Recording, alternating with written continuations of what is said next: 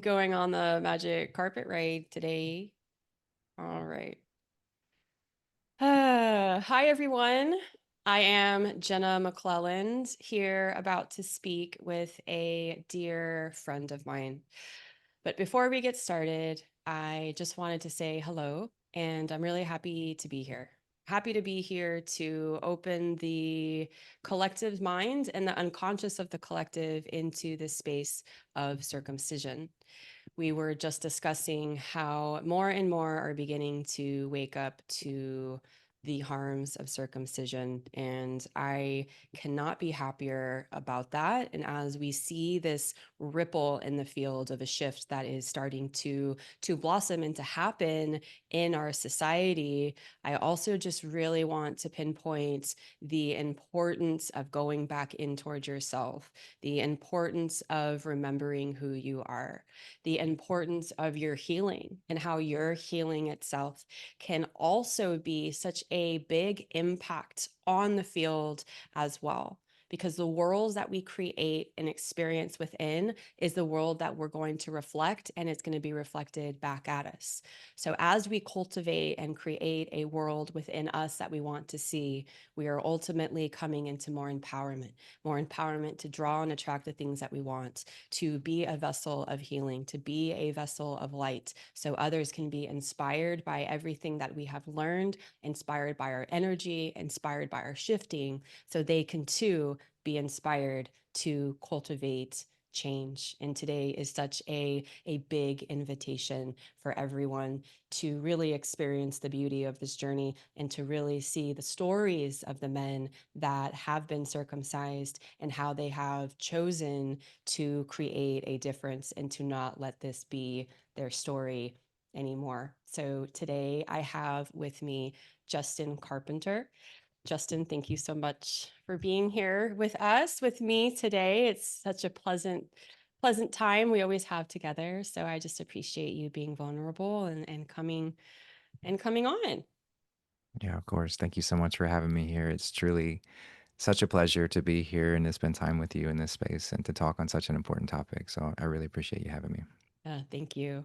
Justin reached out I guess a couple months ago. I was on a summit, a worldwide summit called Awaken the Christ Within, and he was able to watch my specific segment talking about circumcision and awakening the Christ within. And he reached out to me, and we've cultivated such a really beautiful connection, friendship, soulship, whatever it is that you want to call it. And I asked if Justin would like to come on and speak and share his story in hope that some of his experiences in life could also be something that have a common denominator or feel something like, hey, I've experienced this before, so that we all remember that in the human experience, we all have these expressions of the same thing, although they may show up in different ways.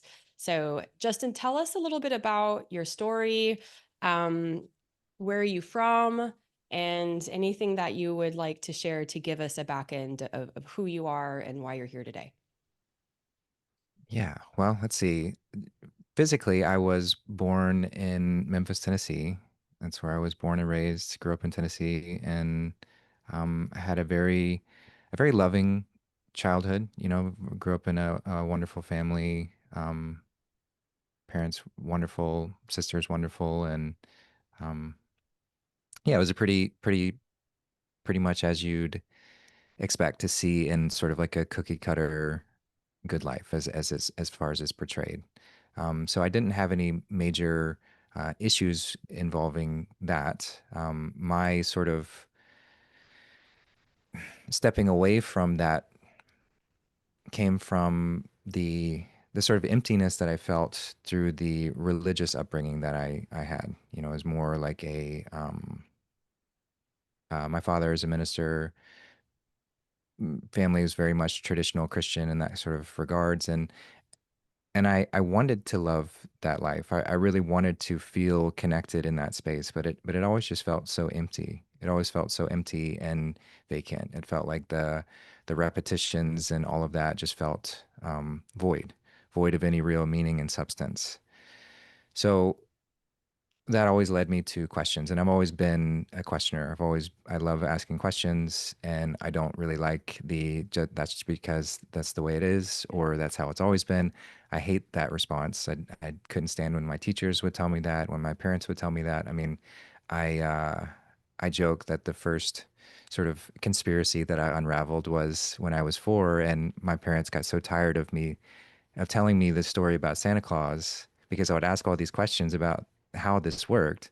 And they got so tired of telling me these stories that they were just like, okay, we'll just tell you the truth. That's right. I'm like, okay. Can't lie anymore. Can't lie Yeah. anymore. Yeah. So lying never stuck with me, no matter how innocent it might seem. And that continued on with asking questions just about the way that our world works. And, um, into my teenage years, I was already looking into the inconsistencies with the sort of narratives that were put out there, especially concerning 9/11 and all of that. So I was always asking questions, and that led me to sort of unraveling the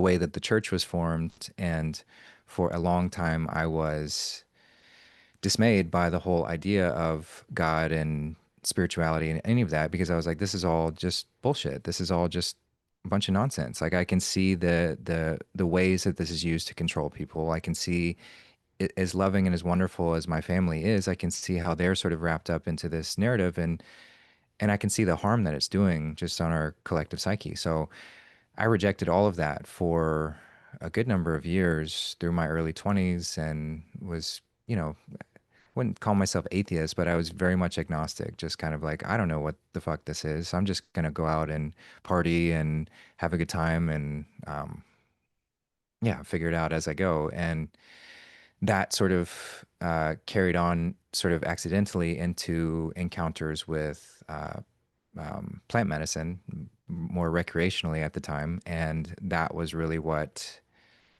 plunged me into this realization of oneness, this knowing that my ideas around God were so twisted from a religious perspective, but God never left me because there's no way that I could be removed from that source energy. So that propelled me into a much more intimate and deep connection with the divine, realizing that I'm not separate from that. And yeah, and then my thirst for questioning continued, having this new framework and this new connection with myself and this divine source that I come from and I am, that just led me to continuing down this space. And now I've been for the last 6 years speaking very publicly and openly about my questions and my process and sort of unraveling all the details of how we got here. And I will say that I'm happy with my shift and not solely focus on the problem of how we got here. And that's why I love your work, because shifting into this solution oriented, that we don't have to identify with the lie that perhaps we're surrounded with. We can recognize it, and it's important that we do recognize it. It's important that we don't disregard dismiss that aspect of the process. But what do I do with that? Come back to that true realization that God never left me. I'm not I'm not unwhole. I am whole. I'm uncut.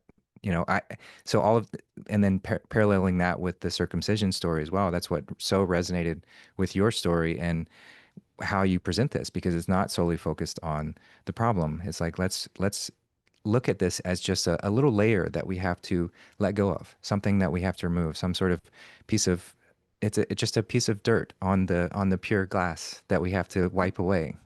But look at the purity that's underneath. Look at the beauty that is resounding underneath. So yeah, that's kind of where I'm at now as far as like anything that doesn't align with that, because it's such a knowing within me of knowing that that purity resides within me. So if any message, even from a truth telling perspective, takes away from that purity, then I'm like, that's not real. That's not right. Yeah. So it all comes back to that. That's So so beautiful. And it had my mind kind of just trickling into, here we are in this human body. Everything that we think that it is in this 3D realm, it's on menu. And that's the only thing that exists. So it's like there's an infinite amount of possibility in pi, like infinity truly exists. So how within all of these possibilities, within all of this potential, how can there not be something that can happen, that can click, that we can totally move away from that narrative in a completely new dimension and cultivate this new way of being, of cultivating this understanding of who we are and how we have the capacity to rewrite and imprint that back in our system.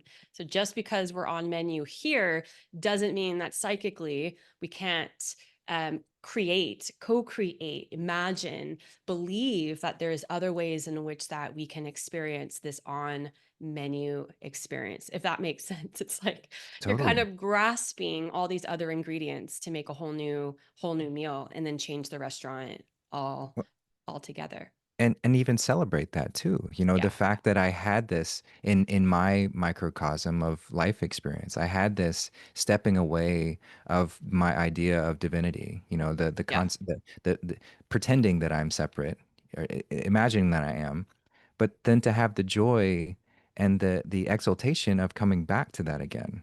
And that's ultimately what we're doing, that and what these sort of smudges on the window are providing us. They're giving us that context so that I can have a perspective of stepping away from the purity. But then coming back to connection with that is I mean, that's the greatest story ever told, The right? That's what greatest creates a story. wonderful story.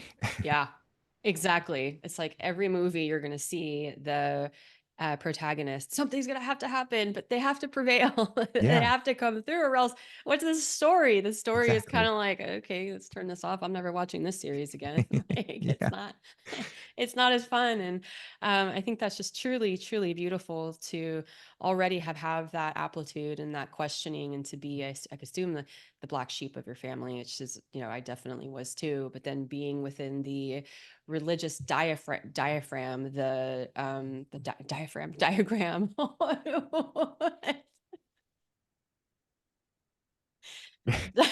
it works.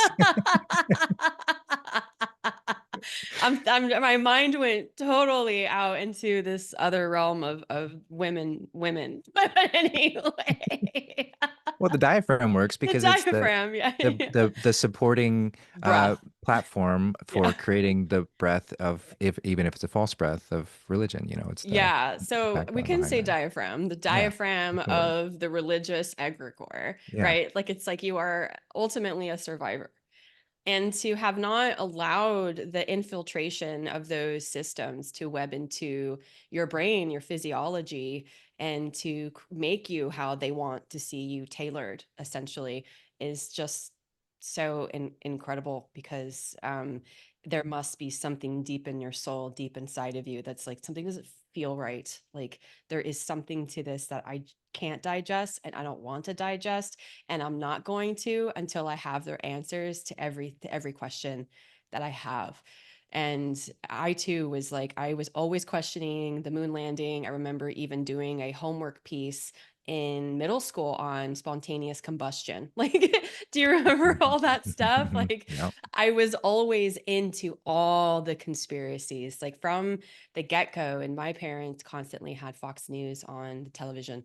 And I'd walk into the kitchen and be like, this is BS, right? Or I remember I had a boyfriend in college, and I was like, I hate banks. Like, I just don't trust them. Like, there's certain things about like this that just doesn't make sense. I don't want to accept it. And he was like, that's so weird and funny how you don't like banks. I'm like, how do you like banks?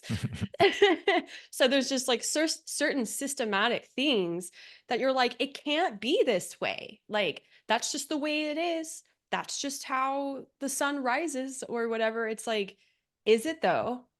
And being able to have that fire, that ability to be like, like there's something else, is such a key ingredient to truly stepping into this warrior and taking on a life of your own, a life that you want to write, a life that you want to create and experience. So lots of kudos to you for being able to come out of that. I'm curious really quickly, what type of resistance did you receive when you were questioning the religious egregore?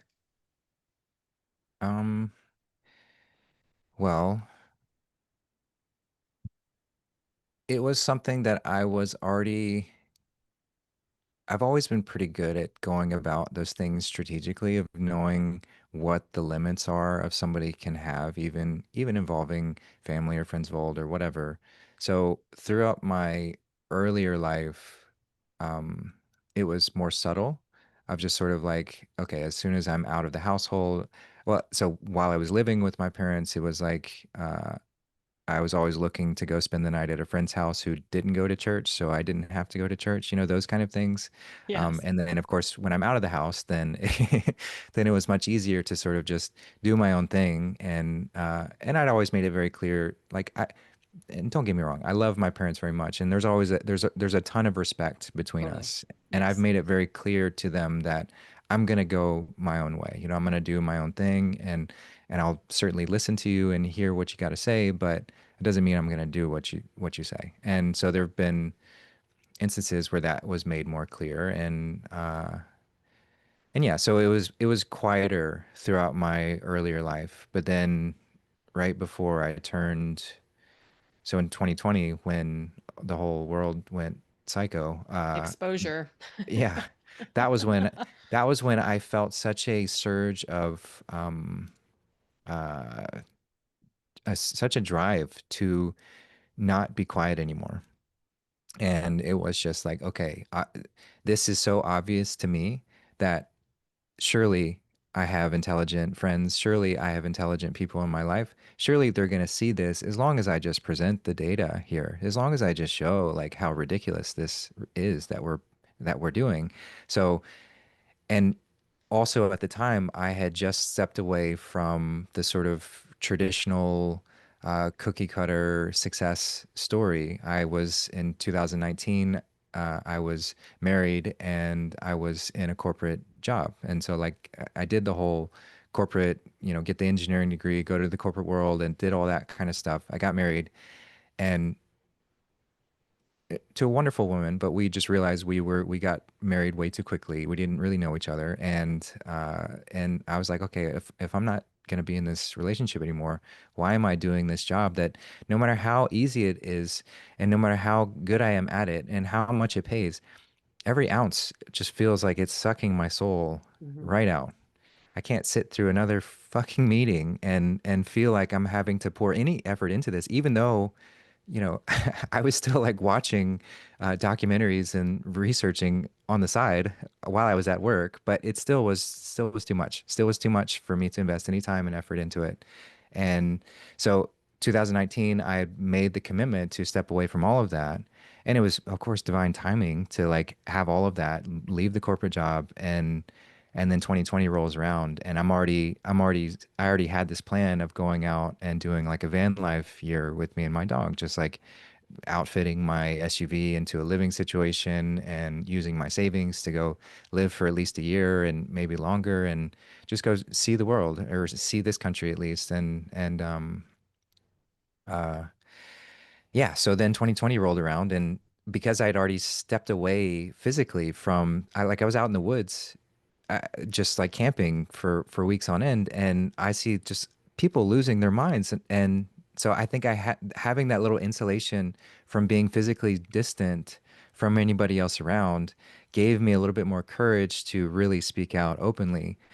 And as soon as I saw the reactions of friends of old, and fortunately, my close family didn't reject me, but I had some family members that did, and um, definitely friends of old did, very, very much so. And so going through the process of the death of those relationships, the mourning of that process and all of that, but that also just sort of boosted the strength of like, you know what, like those weren't real. Those weren't really real connections. They weren't real relationships. Yeah, exactly. So while I'm here sitting in my hammock next to this beautiful stream, connecting with the divine in such an amazing way, while the whole world is losing its mind, and I'm just sitting here doing like little posts and getting this such strong visceral reaction, it just emboldened me to continue going down that path. And I'm like, I don't care who I lose through this process. I'm going to keep speaking out against this stuff. And that just continued into what it has been today, which is where I've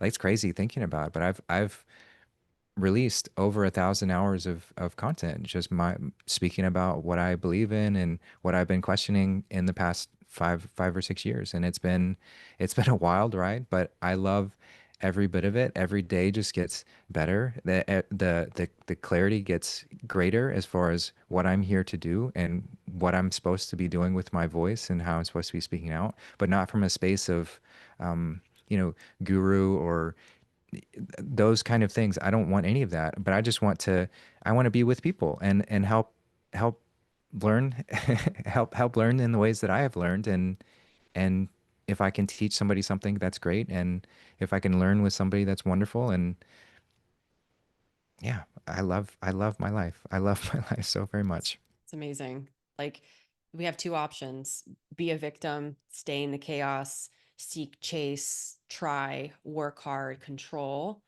and then be in this anxious, energetic space of just constant letdown and frustration. Or we can choose a different story and heal, learn, so that we can share these tools with others so they don't have to experience or suffer the way that we have. So I think that that is such a beautiful tribute to everything that you're doing, everything that you're saying, everything that you're embarking on. You're like, kind of like me, give it to me. Like, let's go, let's take this on, let's learn, let's give back, let's help humanity, let's be of service and become these stewards of light, which is so fulfilling. Like Yeah. there's really no other way to go about it. Like I am so fulfilled, so full of light, so full of happiness, of energy, of creativity, inspiration, revelation, all of it. So to be able to be in that space and to see the difference, and then also learn how to have compassion for the people that are still stuck in the system, compassion for the ones that are the evildoers behind all of the psyops that are currently happening, because ultimately they are prisoners of trauma that has gone unhealed, that is compounded so much over time that the entity inside of them literally will desensitize the human itself, Mhm. because it borrows consciousness and intelligence. So I don't want to get off on too much of a tangent, but to kind of finish, it's just being able to have compassion for our brothers and sisters regardless is it's not easy. Like I'm not saying like, oh, like it's really easy, but at the same time, like what else is going to get us into the new world? Hating someone because they're actually a prisoner to something like of trauma that is making them do these evil things. And sure, there is some evil on this planet, and I've even had my fair share of anger and rage and being really upset and wanting revenge and justice. And it is not going to lead us to where we want to be. We're all suffering on some level. How can this compassion, the compassion that Mother Nature also provides for us abundantly and unconditionally, is passions? Look at what we're doing to this planet, but she's still compassionate and she's still offering more abundance. So, yeah, just a beautiful story to write, and how we can lead this place, this world into the new and into the golden age. So I'm curious. So you're having all this awakening. It's 2020. Well, it's 2019. You slowly starting to realize things are starting to stir. I'm not happy at this job. My curiosities are taking me elsewhere. I settled for this marriage too quickly. I don't really know myself. I want to explore myself. I want to learn how to use my voice. When did circumcision come into the mix? Was this something that you always knew as a kid growing up? Is this something that you heard in the locker room, or was it kind of like just as you were learning about the firmament and like everything else, it was just like, here comes circumcision, boom, and it's just another layer to I guess the damage of the matrix.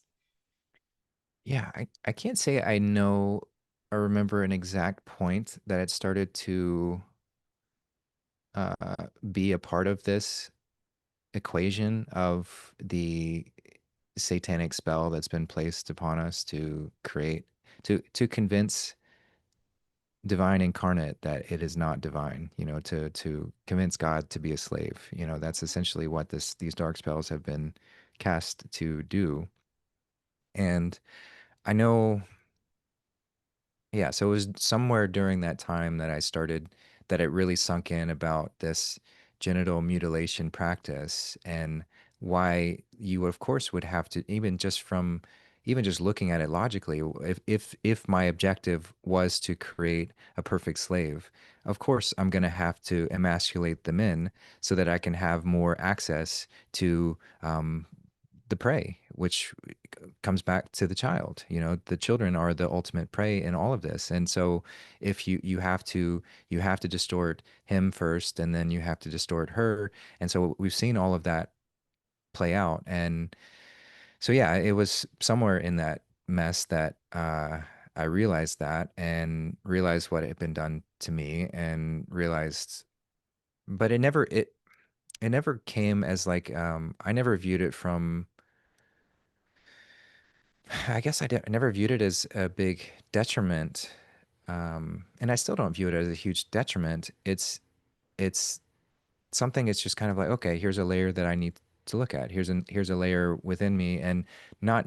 I think the hardest thing was not knowing what to do with it, not knowing what to look at, or what else to do with it. Hmm. So those kind of questions were always kind of there in the background of like, okay, I know this is a horrific practice. I know that this is going to instill this deep level of psychosis within all men, anyone who's been subjected to this. But what do I do with that? You know, what do I do with this information that I have? So it was always kind of on the back burner throughout all of that. Just sort of another layer, like I said, of the psychic spell that had been placed on us, but not knowing how that played out in my life, or what I could do with it specifically. Hmm. Did you ever notice the way that, in the way circumcision infiltrated adolescence or puberty in any capacity, and what you saw like at school between you and boys, or what you learned about sex in general? Well, I mean, retrospectively, certainly. At the time, no, it wasn't even on my radar, because everyone Was else cut. was. Everyone Yeah. was cut. And um, so the sort of baseline was that sort of way of being, of the sort of, and I'm especially of like our generation, of the sort of pornographic representations of sex, and that sort of glorification of the sexual conquest, and all of that was very much a part of my coming of age, you will, or like stepping into my sexual nature.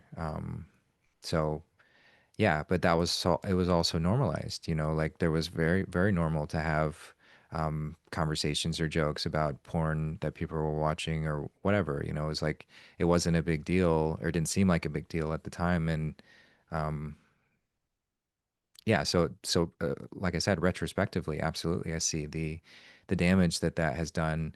Um, I mean, just looking at myself, like just the number of layers that I still have to peel back for reestablishing that true divine nature of what can this sexual exchange be like in a pure form. What was it initially intended to be like, instead of this sort of animalistic, primal, Totally. slave-like mentality, which is what we were conditioned into. And so that's just another layer of the process of why we were pushed into this way. And of course, why it creates such disconnection between men and women. And yeah, it's just another layer of the puzzle. Yeah. Yeah, it's definitely a deep layer to it. The hijacking of the harmony between the masculine and the feminine. Because if he is, like you said, distorted, scared, shocked in his system, and easily controlled and conforms, then he's not going to have any connection or commitment to his heart and his soul, because that's been hushed down his throat all of his life and told that's not how you model a true man. It's not what a man is. And so that completely cuts the valve off to any beautiful, bountiful connection with a woman. Yeah, and So, he's trained to be the monster, to instill the trauma in her. yeah, And so then it has exactly. that whole pattern emerge as well. It's, yeah, it's crazy, really. Yeah. Yeah. it's we could continue to go really deep into all the dynamics, but um, what about what you've learned from kind of what we've done together, what you've learned from my content in general, which is very into the metaphysical experience of how circumcision can impact the heart, how it can impact the mind, how it can impact the pineal gland. And so those everyday's experience from the mind, being able to cultivate the greatest self identity, to be able to um, embark on each idea and go from point A to point B with goals, to not have self esteem, to be grounded in emotion. So all the things, and also the intuition portion of the pineal gland. If you could reflect any of the metaphysical components of what we have learned together, would you say that any of those energies, situations, has that impacted you at all in your life, in the type of man that you've become prior to, I guess, this awakening of leaving the workforce and going off in your van? So just to get the question clear, are you asking for the contrasting comparison between before when you and I started working together to now, or from back when in 2020 to now? Yeah, from before us, From before. before 2020. So just like all the like fear of rejection, not Mhm. being enough, not being able to go from point A to point B, just feeling really stuck, distant, and emotionally just cut off. Are Mhm. the usual extract the usual experiences of a man. So from your lens going in, knowing this material, noticing the impact, have you been able to pinpoint and connect any dots of relevancy in your experience towards this metaphysical circumcision? Does that make Sure. a little Yeah. bit more sense? Yeah, yeah. Okay, great. Good. So the thing that comes to mind most clearly is the is sort of my relationship with women. Not that I've always had a very wonderful relationship with women overall, in non-sexual places. Like I'm very close with women. I have lots of women in my family, and I love that side of myself. I love being with that.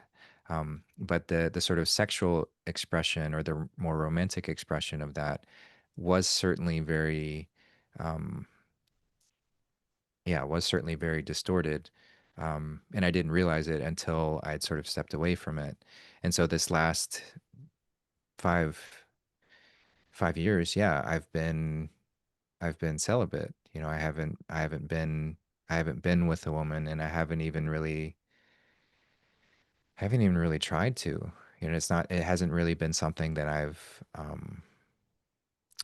and so I know, just working with you, the metaphysics of that, of sort of, and it's similar to my previous story of like losing my being stepping away from religion and lumping God into that equation.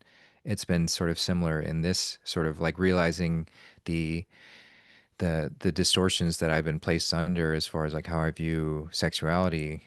And so now I've stepped away from that. I'd stepped away from that entirely. And so energetically, I know that I have um, created that sort of barrier, if you will, to limit my encounters, or potentiality with a partner. And I've been okay with that. You know, I have been, I do see that as sort of like a necessary part of the healing process, of like having a time to sort of ground and reestablish, okay, who am I, and what is my relationship with this at all? But then through coming into awareness, and especially um, having worked with you, I do feel much like I feel that, and I felt that energy surging within me prior to meeting you. So it's like it's all sort of aligning with the transition of what we're going through now and what's happening in my personal life. But I'm feeling an awakening of that energy again, where it's like that potential. Um, yeah, it's like exciting. It's like something that I'm wanting, and for the first time in a very long time, which is wonderful. It's a wonderful feeling to have that kind of like come back to me. and without without the without the heaviness or the sort of like the neediness, I guess, or the sort of almost like addictive quality of what sex could bring that I was experiencing before, where I was very much like it was very much as like a sticky, grabby kind of like if I get pulled back into that, it's gonna just consume me kind of thing. And now it feels like it's like it's like a new exciting venture to explore that I've never explored before. Like I haven't been like that before. So instead of the apprehension, it's shifted to excitement. So I'd say that's the biggest thing that stood out. So beautiful. That's so beautiful. It's interesting, this understanding of this bestiality of sex, of consumption, of ownership. Like I need to own this. Like I can't, like I have to pick it like a flower and I have to take it and I have to own this. I have to own her and I have to ravish her. Not that a woman doesn't want to be ravished, but there is a subtle shift in understanding how the divine masculine will fully see and be present with their own sexual prowess and how to cultivate steadiness through that from the space of that grounded, nurturing element of sacredness, opposed to it being consumption. And there needs to be like there's reciprocity of for sure, but it's almost like I'm gonna come, like like I'm gonna use you to have an orgasm type situation. And I think Hmm. that's what we've all really been bred to think how it goes, right? Like you get off, I get off, and we're done. We're not really having that full, beautiful spiritual exchange of really coming into that oneness of being together and allowing the bodies to do what they do naturally. So it's just really fascinating when you look through the lens of circumcision and find that although it was like a anti-masturbation remedy, how it actually had the other effect of it being men are more prone to pornography. They're over consuming. They don't know how to handle their sexual energy. It's almost like just a pressure cooker. It's about to pop. I've had many men say like I'm so horny all the time. Like I don't know what to do with this energy. Well, there has been a part that has been removed. So you're using this as an outlet to fill this void. Otherwise, that you need to have filled because you don't really have the tools because of this trauma is creating I'm not good enough, so I have to overconsume, I have to overachieve, I have to compensate for what I feel deeply is missing and lacking. And when we do that and outsource, that's when we lose our power. So the insourcing of our sexuality, the insourcing of a man fully being able to be in oneness with himself to unify with the woman is incredibly powerful and a whole new frame that I think is just obvious. Well, it's pretty obvious. It's just so important to really redirect that energy in that way. And I just find it to be so beautiful how you're like, I this is how it used to be. I'm noticing there's something like, sure, does it feel natural in my body? Yes, but I know like deeply this isn't the true expression of it, and this is another layer of this malfunction of this lie. um so you wouldn't say, because the next question I feel like you've already answered it, so like in terms of success, there was going from point A to point B, you always felt like those were just the things that were naturally easy for you in your life, other than the relationship that you had, or in sex, let's put it that way. As far as just like societal standards of success, yeah, because that was the baseline background noise, and it was very easy to just yeah. I mean, school was a game to play and win, and corporate life was a game to play and win, and I did, on a lot of standards, I won it, and but it never felt the fulfillment that came or the fulfillment never came with that. It was always like that was the carrot on the stick that kept getting waived. It was like, okay, if you win this part of the game, you're gonna feel it. You know, if you win this part of the game, you're gonna feel it. If you win this part, and then that never came. So yeah, so that was a great realization of like, and I still joke about this. You know, my my father like looking at me and like, so you stepped away from a six-figure job and you decided to go be homeless. And I was just will never understand that. And I'm like, yeah, I've never made less in my life and I've never been happier. I've never been more full of purpose and joy and satisfaction and fulfillment. And so really recalibrating my idea of success and even the word success, you know, I'd still like words hold a lot of meaning, but are we like sucking the cesspool? You know, is this the cesspool of society giving us? Are we sucking on that cesspool? And you know, we could talk about that word, but the the ideas of success given to us by somebody else, I think, is really anything that's given to Yeah, us by somebody else, any totally. external influence defining what my fulfillment or my purpose or what my divine will is flowing through me to lead me to, then it's always going to be that's the path of death. That's the other way. You know, there's one way, and that's the path of life, and that is unique to each of us. But the formula is relatively the same, which is clarifying my vantage point so that I can receive that divine inspiration in the best way possible, and not take any shit from anybody trying to tell me how to do it. So that through that process, I think was the greatest gift that came from it was like having a 30 years of my life experiencing the weight of external pressure and trying to do things based on how somebody else was telling me it should be done and not even really realizing that weight until I took it off. And I'm like, holy shit, this is much lighter. This is much better Yeah. this way. I'm never going back to that. I will never go back to being told how to live or how to be. Absolutely. Mm-mm. It's interesting because I kept getting this like, authority just kept coming up in my mind, like authority, authority, authority, authority. And it's like that's the first thing that men are brought in to this life with authority. We have authority over your body, like wham, here it goes. And then you have parents that are like, you know, this is the way life is. That's just how it is. This is the authority. You ask a question that's just because I say that's what it is, that's what it is. Like basic, stop asking me questions and then going to school and the whole indoctrination process of everything, the strength of authority, the lens of authority, the straps of authority are everywhere. Mm.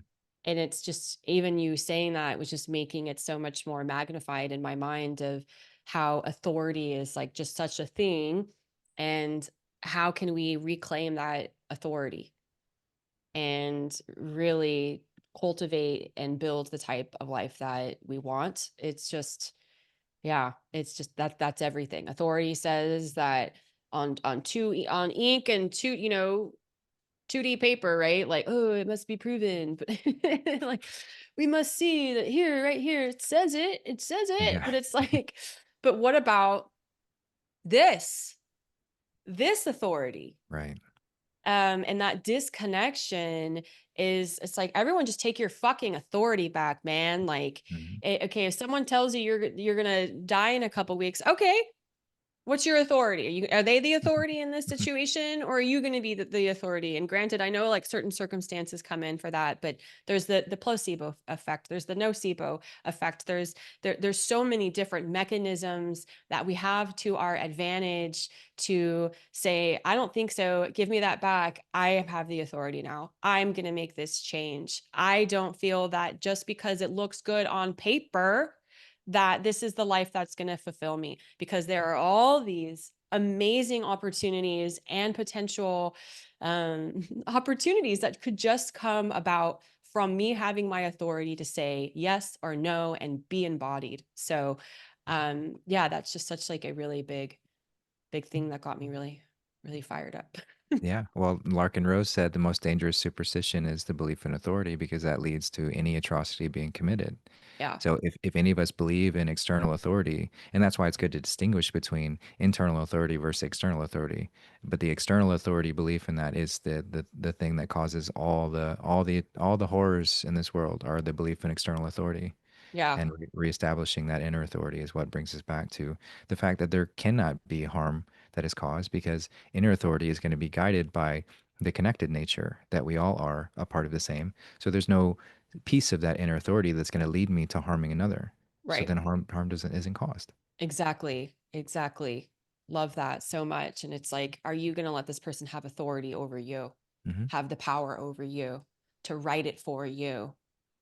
It's like, it feels so beautiful and powerful and masculine and like amazing to just grab it back and Hmm. say, here's the finger. And no, no, thank you. And it's just such a beautiful invitation for anybody listening, like just to remember that authority that you have in your life, in your sovereignty, to say, this isn't going to affect at me because I have the authority and I'm not going to allow it because there are tools available. And even though it may seem so far away from me right now, so far away from me, it is you to have that authority. It's Hmm. natural. It's just a natural part of who you are and how we are. So um yeah, I love that little tangent on authority. I hated Yeah. authority growing up. I've always hated authority. Same. Yeah, it's always been, I'm a rebel. Yeah. Be a rebel. Yeah. Exactly. I mean, the greatest examples of those who came to show us the way were the biggest rebels Right. in society. So that's the example we're to follow, Yeah. is wherever that shows up, and to acknowledge that no matter what happens to my body, no matter what happens to relationships or whatever, like if anything is there as a bribe to take us away from our internal authority, then we're conceding to be a slave. And That's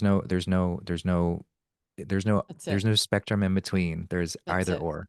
Hmm. You're either a slave or you are a sovereign, and Yeah, there's no in between. it's true.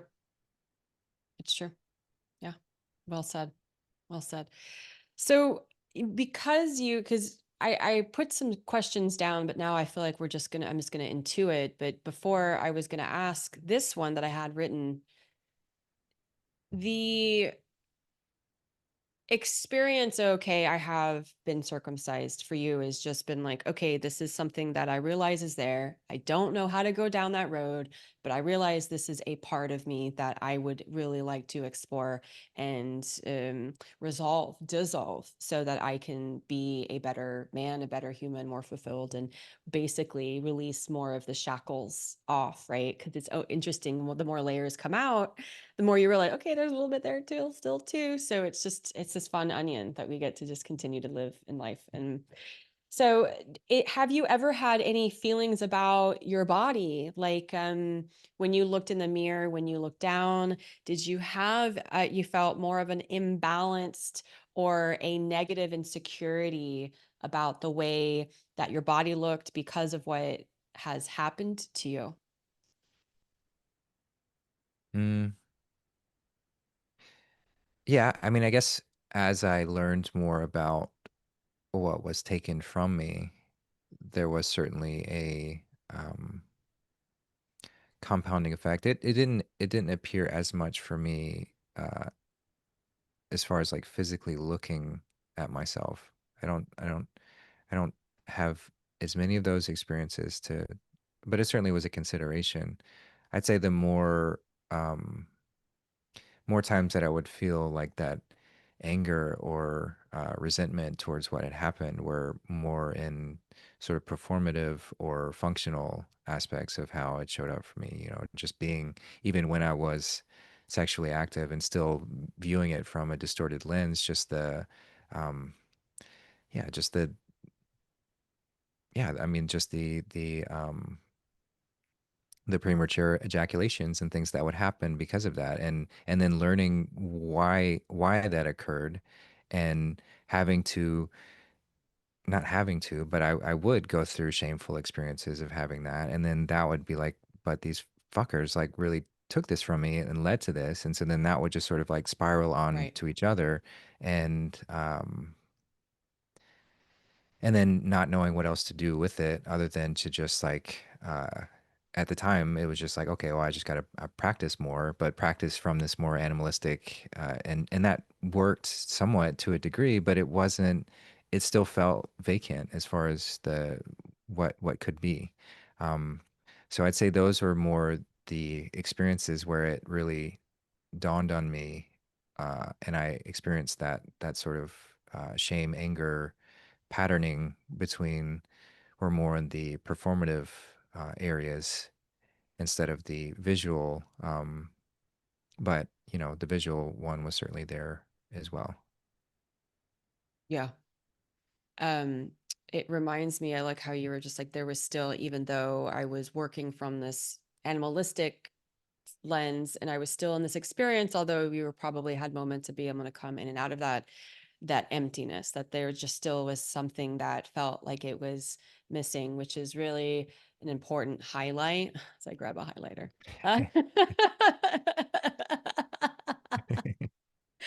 Highlight to foreskin restoration and how the psychosomatics of it, of rebuilding from your body, is such a powerful idea that your body can rebuild itself, and that when you partner with your body you can co-create, and that co-creation I think is rather beautiful, and I think it can be such a beautiful journey for men to reclaim their foreskin in that way.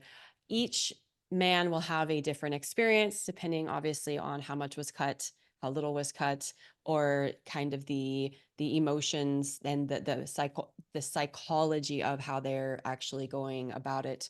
So, we can create new foreskin. Well, not we, but new foreskin can be created. I wonder if a woman's foreskin could be created. I don't know if it has fibroblasts like the I mean, actual male. nothing is impossible I for know, right? a I know. miraculous It's body. it's So, not, considering like in the morphogenic field, the mhm, foreskin is still there, right? The right, the hologram is still available. right. But anyway, the the fulfillment in being able to go on that journey, it's just like you and your cock, like you and that ability to have that authority over yourself and to be sovereign and to make these choices. But what can happen over time is, because trauma is linked up in the brain as this neural network, after some time there can still be this incompleteness. This part is like, okay, well, I have my foreskin back and I have a lot more mobility here and I have coverage, but there's still something a little bit missing, because the heart, the emotion, well, it's just the emotional, but the psychological and the psychic spiritual portion of it still has not gone through its resolution period of fully healing. So there's voices that might still want to ravish, those voices of insecurity, the voices of rejection, of not being good enough, which are extracted out of the trauma itself, are still going to very much be alive inside the men. And for me, it's like, that's suffering. Like the true suffering is like all of those voices that are constantly attacking us in our minds all the time, whether it's the rejection or the comparing. And then you're at a restaurant and we're all scanning one another to see, do I have something better than this person? And look over there, this person may have a hotter woman than me, or a better looking suit, or I saw his car and now I feel a little inferior. And now I'm going to kind of shut down because I feel like I'm not good enough, or I'm not a man enough. So the remedy of the anatomical healing and regrowth is profound in itself. Mhm. But where can that propel you and take you when the other recipes or when the other ingredients are fulfilled and dissolved, as well, to really understanding the magnetism and the magnitude of the soul itself, and how that can be exuded and experienced fully through the mind capacity to create, and to into the heart to love, and to have compassion, and to have vulnerability, and to be strong in that, and be grounded when an emotion comes in without having some triggered reaction to it. So yeah. Yeah. Yeah. Was there a question in there? You No, did. I was just Okay. talking to you about it and sharing that component, because you and I were speaking and you shared that that was a big curiosity of yours, and how I was just basically really happy of the sequence of the order, to be sure that like when it is done, it's a full, thorough experience. That's the wholeness of it. It's Right. really getting deeply, deeply in there. Yeah, for Yeah, sure. absolutely. With everything that you've experienced, you don't seem like the guy, but I'm just going to ask, like, have you ever had any resentment towards religion, resentment towards the world and how it castrates men to hit men first and then to get women in, basically, in this whole narrative for enslavement? Well, it depends on where you draw the line, I guess. I mean, I've certainly had bouts of anger.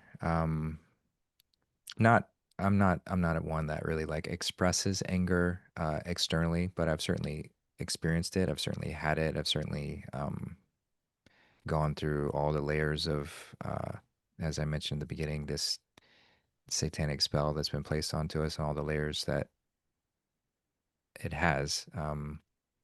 Yeah, it, it, it certainly can, has brought me to anger. But I do find myself to be pretty proficient of transmuting that anger. It's like, okay, what do I do with this? How can I shift this energy into something constructive? And that for me has just been to use my voice, just to speak out and to say something, and not even not even speak out about the anger necessarily, or that if that's a drive to start the conversation, then sure. But okay, what coming back to what's the solution here? And if the solution is awareness, then yeah, I want to bring awareness to it. But if there's a deeper, and of course there's always a deeper layer of the solution, then that's where I'm going to pour that energy and what I'm going to speak about or lead people to or lead myself to, or however that shows up. So yeah, like I said, it depends on where you draw the line. I don't when I see when I see and hear about specific instances of it still happening, whether it be circumcision or um, whatever sort of horrors that are placed upon this trauma-inducing uh, society. I Yeah, I'll still go through the wave of like, fuck, that really sucks that this is still happening and we are still here and this child is being harmed in this way. And the sort of that inner masculine desire to want to protect and do something is can be challenging to find the balance in those particular moments of like, um of course it might not be wise of me to go uh yeah, burn this hospital down or whatever the case may be, like might not be a wise thing, but maybe, yeah. But so I don't do that obviously, but it's, I still can go through that process of like, or just wanting to go like shake somebody like, are you fucking kidding me? You're still going to consider doing this? Or, so yeah, again, it just depends on where you draw the line Yeah. on that. Yeah. It's a struggle for sure. It's probably one of the bigger practices to contain self containment and slowing it down. Because I remember in the very beginning of my circumcision journey, when I had gone down the rabbit hole, but not in the way that I knew that I needed to go in order to be someone who could report on it, educate, and advocate. So I went through like 3 weeks of every day going through content every day for 3 weeks, diving in it. And I would be absolutely shocked, had no idea like how to even step out of my office, or like I would pace around the house and just pace and not know what to do with that energy. And it becomes this really interesting, like, how do I dilute this anger and alchemize it into something that is going to be um more fruitful in a way, but also like it's not only how am I going to alchemize this into a better expression, how am I also going to understand the triggers that come up if someone does come against me on this specific topic of lying children down onto medical torture devices and ripping the most sensitive part of their body off. Like it's I name a practice, but being able to have that ability to pause and to breathe with all of the emotion that's coming through, it's a mastery. Hmm. Yeah, Yeah. truly. And that's the unfortunately the trap that we can be led into swinging too far in the opposite direction towards moving to violent extremes. And that, as we've talked about, doesn't help with the solution of bringing awareness. It actually causes the problem to dig in further. And so, yeah, it's important to have that wisdom paired with any action that we're moving to, like you said, alchemize it to transmute that raw energy, which is very powerful. You know, energy in motion, emotion, the Hmm. energy in motion is very powerful. But it's like this raw energy that has to go through a transmutational process in order to be useful, in order to not just be a fire that burns down the village. You know, and it needs to be tapered into a forge so that I can create something beautiful with that heat. I can mold this material into something that's actually usable and it doesn't burn the house down. Um, yeah, but you nailed it as far as like the importance of having that process of, okay, I'm feeling the fire raging within me. What do I need to do? Take a breath is the first one. And then what else can I do? And the process is unique to each of us as far as what feels right in whatever moment, and to still come back and say, like, okay, I'm not disregarding, I'm not dismissing this emotion because there's something behind it that's asking to come out, but it's asking to come out through my process of refinement. So what is that refinement, and how can it come forth and bring something that's useful to the situation and not just going to harm it further? Yeah, well said. And while you were saying that, I was just experiencing and having a lot of compassion for the masculine in general, for the testosterone, right? That protection, that energy that is so the capacity for men to like do and to like get it done and to like hold and to put their attention into something is magnificent. But I was and like comparing it to because I'm that mama bear, right? Like I so I'm like, what is the contrast? Just like real quick, like diagnosing, not dying or dissecting rather the difference, or is there like it the same between like how a mother can express that masculine energy through this mama bear? Like, I don't know what your thoughts. Have you ever thought about that before? Because I had a friend a while back. She was like, there's something about this mama bear that can actually really rise into like a masculine form. Yeah, I would say that the mama bear protective energy is more powerful. It's more focused. So it's more Well because said. she is naturally less engaged with that masculine side of herself. When the situation calls for her to step into that, it's like a fire of a thousand suns kind of thing. You know, it's like it's a force not to be reckoned with at all. Whereas he's got more of a familiarity with that. And yes, it's very, can be very forceful, and is tradition, it is regularly that, but it's not as pinpointed or precise. It's much more sharp with her, whereas he's a bit more blunt with that action. Yeah. Fascinating.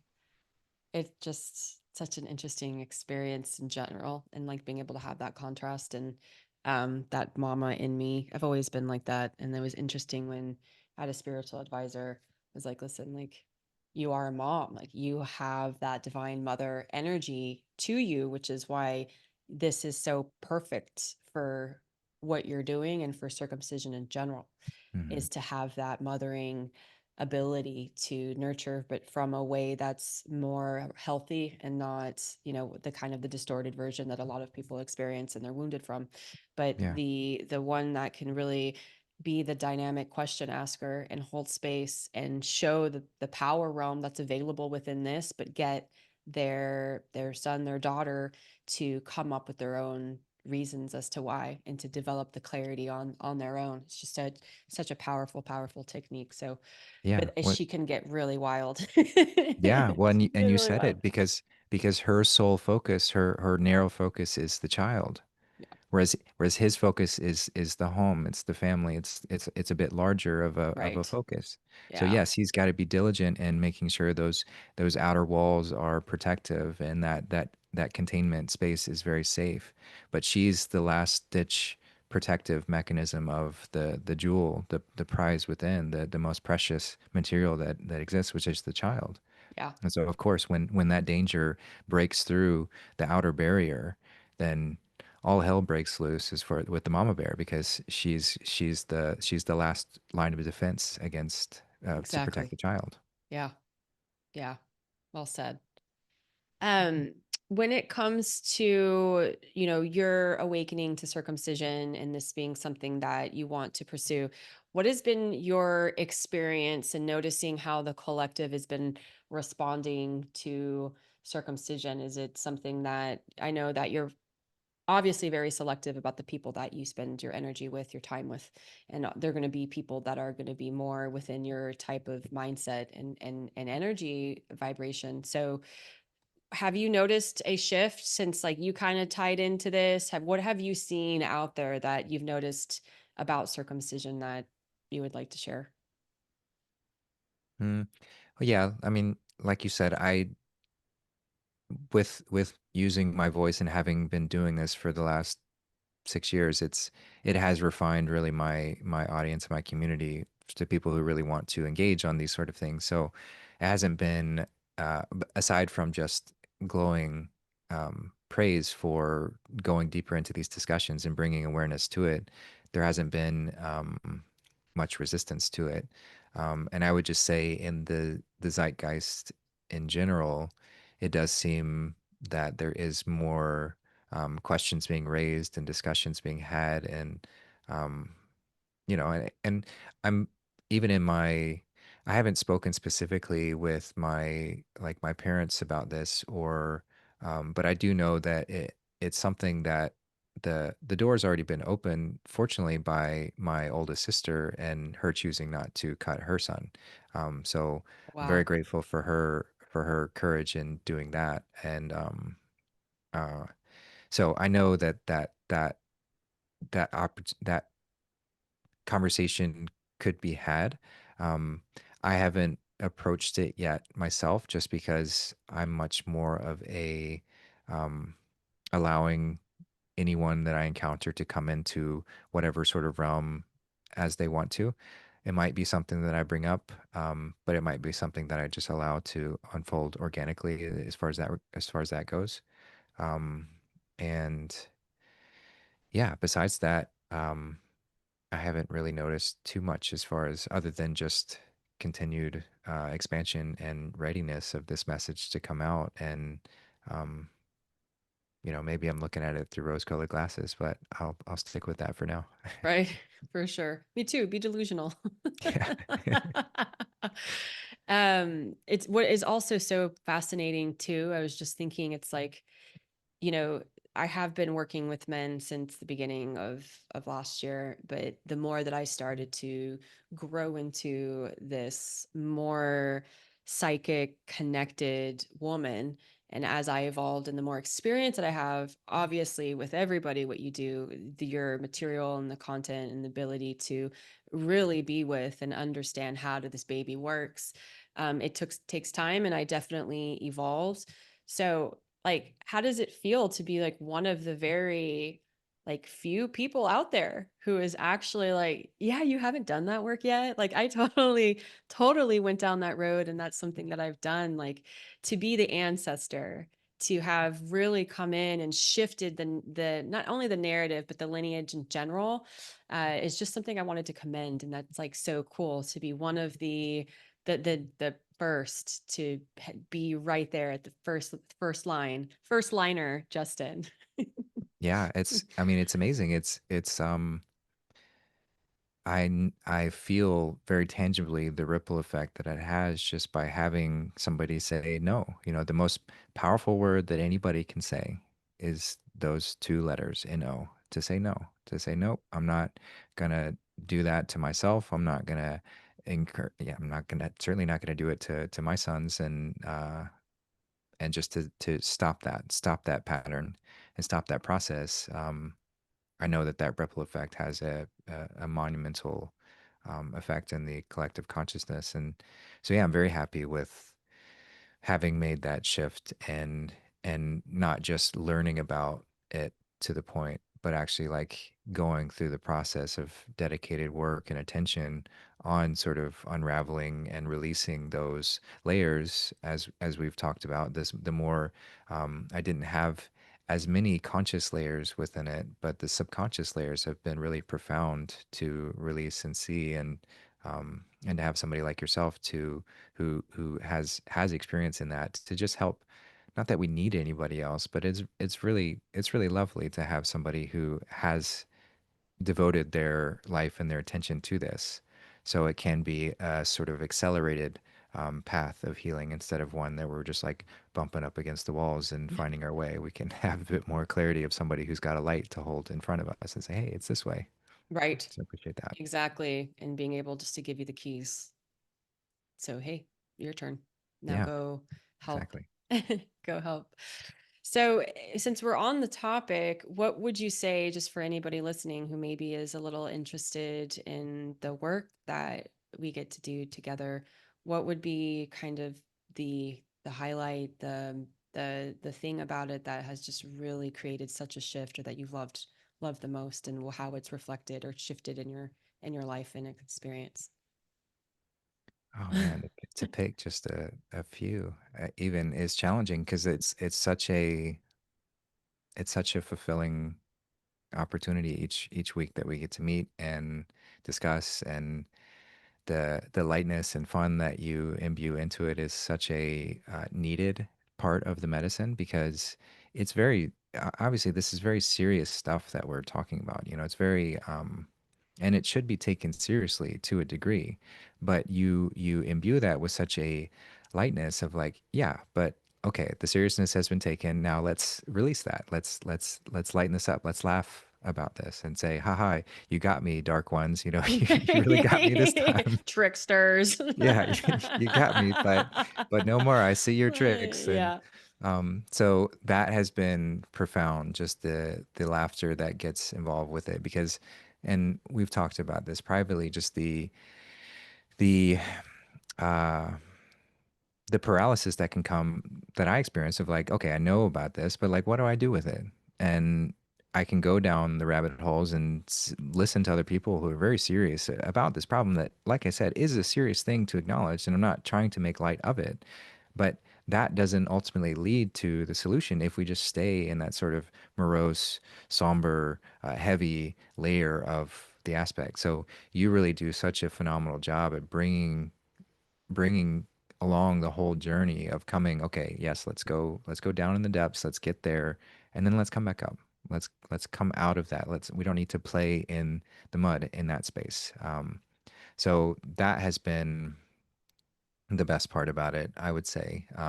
To just have that, the conscious conversations around that, but then also the subconscious exercises that we've done together of really allowing my um, uh, yeah, allowing the process to unfold, and having someone that's so loving and caring to guide me through it has been so beautiful, because it's like it's not something that you can fake, and especially somebody like myself who has really refined my ability to be a bullshit detector. I'm like, I'm not one who you can sort of just fake and play, No. and I've been through the ringer as far as seeing the charlatans and the ones who put on a face and say all the right words and all that kind of stuff. But to really connect with somebody who is real and sees this and truly holds that care and compassion as we're walking through this process is so valuable. It's so helpful, and I'm so grateful for it. So Oh, yeah. thank you for that amazing testimony. Yeah, you're welcome. It is true. We do have a lot of fun, and there is a lot of room for the seriousness of it. But when you can kind of come out of that box, and then you look down on it and you see it, you're like, that's theatrical. That's kind of Yeah. silly in its own way. And then, like, look, we're in this whole new realm of this experience, and now we get to grasp all these different things and like put it together. And, this is how the subconscious works. This is how money works. This is how leadership really is to be created within self, so that you can be everything that you've ever imagined yourself to be. And what do you imagine that to be? So thank you so much for for that. Yeah, we have a lot of fun. I remember there was even a time I was like, "You probably think I'm some weirdo." Absolutely, I do, and I Yeah. love it. Yeah, I am a weirdo, that's for sure. I remember someone commented on like, I don't know, somewhere on Instagram, whatever, and they were like, "Jenna really is a what do you call me?" It was not like a silly lady, but a weird one. She was like, "This just really is such a weird person." I was like, "That's me." But you know what? Hey, this is how it's done. Be weird Mm. because Yes. weird is actually, isn't it mean like spiritual power? Yeah, truly. I think it really does mean a spiritual power, but Absolutely, because it's like what we were talking about with the authority, that anyone who's living off the external authority is going to try and not be weird because you're trying to attach yourself to the collective egregores of getting you to be a certain way or act a certain way or compose yourself in a certain way. But the weird ones are like, I don't give a fuck about any of that. I'm just going to be exactly as I want to be in this moment and, it's take it so or leave it. beautiful. I know. It is take it or leave it. Take it or leave it, guys. Um Justin, thank you so much for chit-chatting with me and being such a source of light Mm, and helping us in this mission to be a pure example of what it is to grab the baton and to run with it and to show up for yourself in this way and realize this is a life that was tailored for me and I don't, that's not what I want. And I realize there's a more sacredness to life and a more sacredness to my body and sex.